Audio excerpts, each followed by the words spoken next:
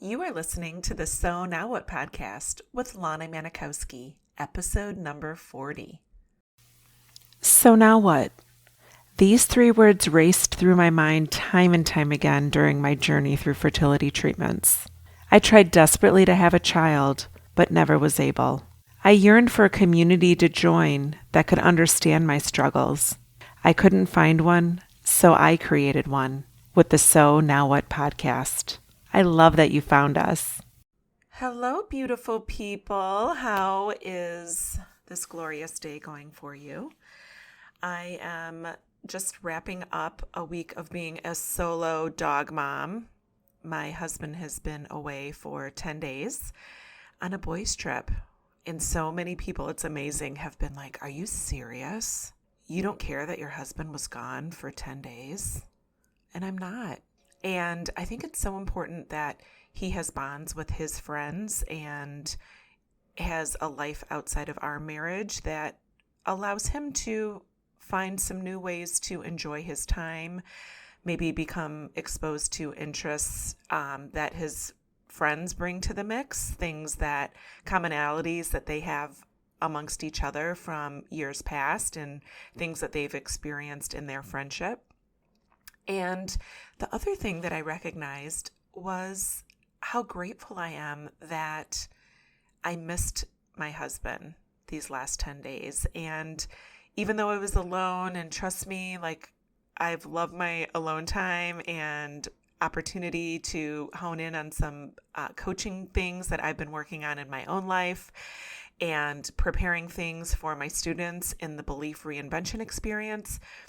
But I really feel super grateful that I am in a marriage with somebody that I miss. And when we were preparing to say goodbye to each other, when he was getting ready for his trip and I was dropping him off at the airport because he's overseas, like he's in Greece right now, like totally in a different country, different time zone.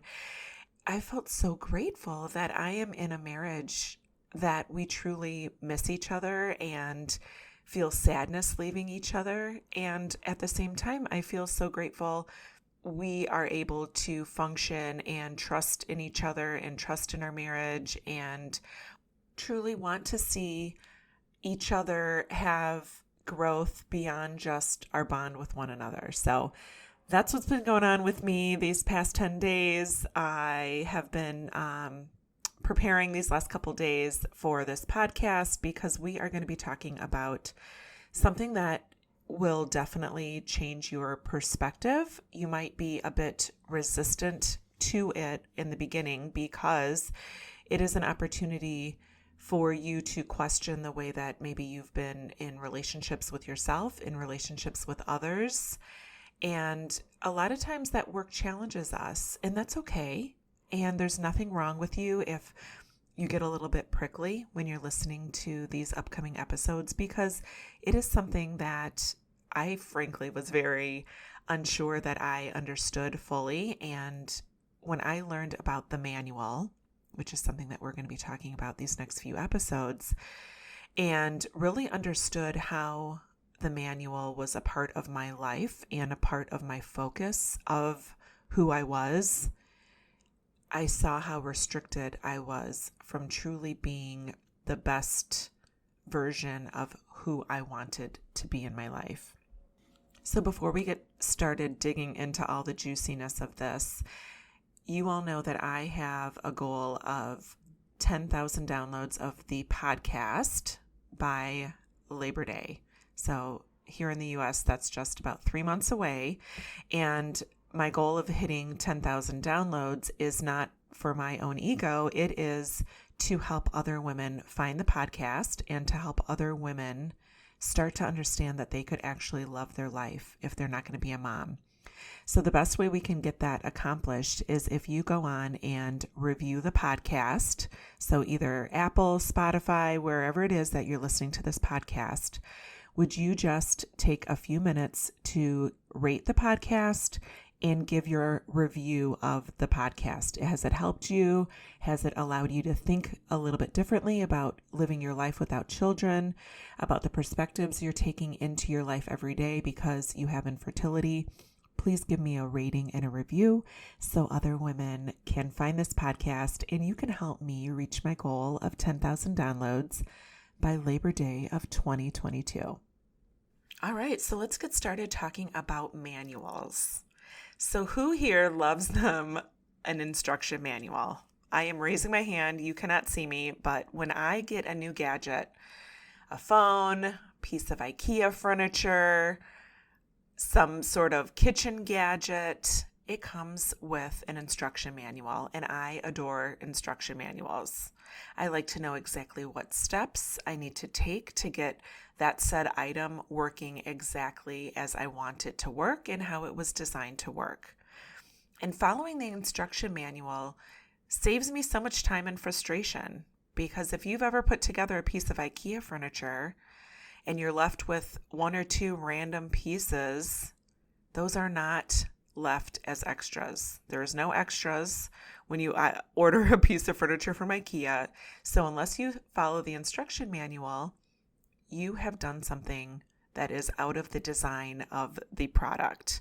And then you get frustrated because you've got to go through and dismantle shelf 2 through 6 and find out where those missing pieces were.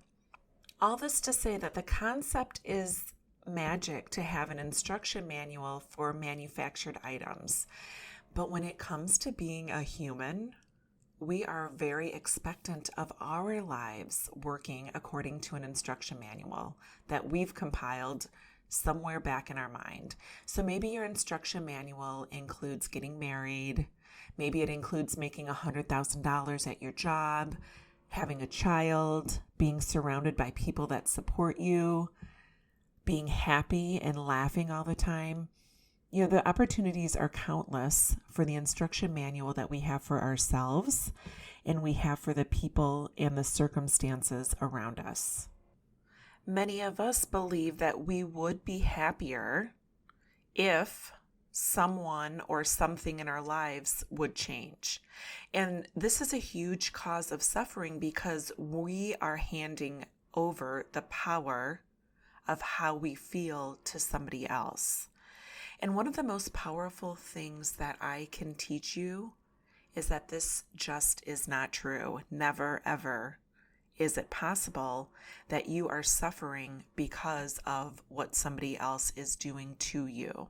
And other people's behavior just really has no impact on us emotionally until we think about it, interpret it, and choose to make it mean something. So no matter what people do, how they act, what they say, we don't have to give others the power to determine how we feel. And I know you're listening and thinking, oh yes, but what about the person that constantly is giving me advice about how great my life is because I don't have kids, and how she would trade places with me because she's exhausted from having to take Johnny to soccer and Sarah to ballet and then make dinner for her husband and her family. These are just solely things that don't have to impact you unless you choose to allow them to impact you. So if you're listening to this and thinking, this woman's crazy, she has no clue what she's talking about, and she's insensitive, you just need to continue listening, because I was where you are right now. Because this concept of having an instruction manual in our lives for others is absolutely mind-altering. It might be jarring for you, and it makes sense because you have lived your whole life giving your power away.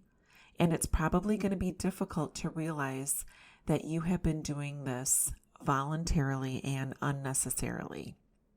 So some of the common manual instructions could be that someone should be kind and understand when you're frustrated. Someone should listen to you as long as you've listened to them. They should know the exact right thing to ask you before you go through your next cycle, or now that you've concluded your fertility treatments and you know that you're going to live the rest of your life without children.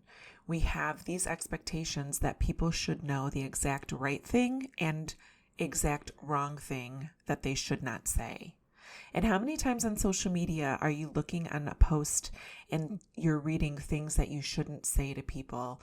These are all great things for people to know, but as long as you are looking at those things and believing that somebody is only part of the instruction manual of how to treat you and how to be an effective part of your life, if they say those things and if they've checked that list of ways to show compassion to you, you are going to continuously be disappointed by others. And my goal as your leader here is to teach you how to live your life according to your goals and expectations of yourself, and diminish how other people's being and existence impacts your life and causes you to feel unnecessary pain and sadness that you've been carrying around for you because life didn't turn out like your manual said it would. So in these next few episodes, I'm going to be coming to you every week and showing you examples of how you can become more aware of where instruction manual exists in your relationships, exists in your friendships, exists in your workplace, exists in your relationship with yourself because you have a manual for yourself. This is some of the most important work that you will do for yourself. So remember to come back every week, because when I teach you how to understand the intricacies of manuals that we carry for others in our relationships, you will have so much more emotional freedom to focus on creating and living a life that you truly love, even if you're not a mom. So I'll talk to you next week, and remember, it is never too late to discover your meaning.